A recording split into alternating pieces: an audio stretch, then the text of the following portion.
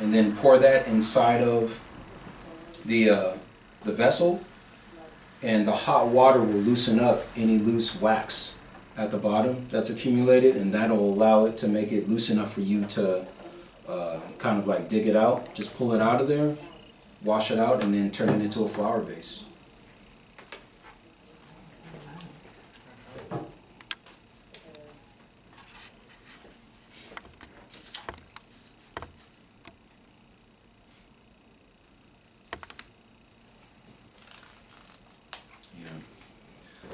And it's also as far as cemetery dirt, right?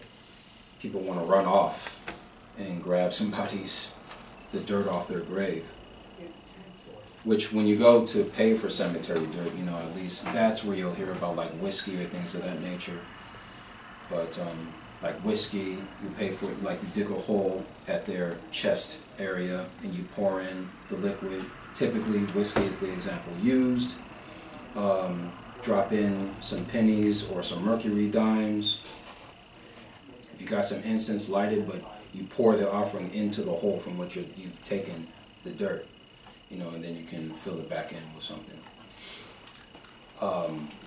But do not just go running off to some person's grave thinking, oh, I need graveyard dirt, you know, I'm pissed off, I want to murder this person, I want to murder this world, you know, let me go and grab this.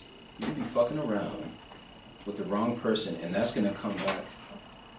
And that's going to come back with, that can come back with massive negative repercussions. Fucking with someone else's grave like that. Especially, they don't know you. Who are you? What if they were a racist? What if they were a serial killer? Right? Do you really want that? So, yeah, try and find the graves of your ancestors and work with them. If you can't, or if they're not around, then you can go and grab yourself some general graveyard dirt, which is graveyard dirt from a pathway in a cemetery.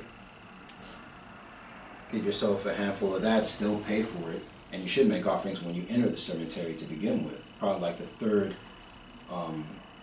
grave down when you enter a cemetery. Make some offerings there just to show respect to the spirit that overlooks that particular ground of the dead, and then go about your business. And so, yeah, with general graveyard dirt, the thing is, if you don't have ancestors nearby, or maybe you have one of their names, is to keep it, and you hold this graveyard dirt in your hand or wherever, and when thinking of this person, you want to generate tears, and the tears that fall down, you let wet the soil that you picked up.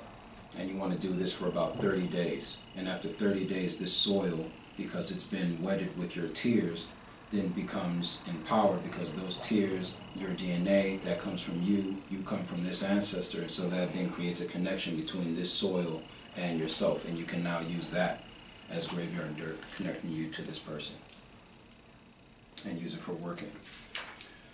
Are there any questions? Because I know I gotta wrap it up.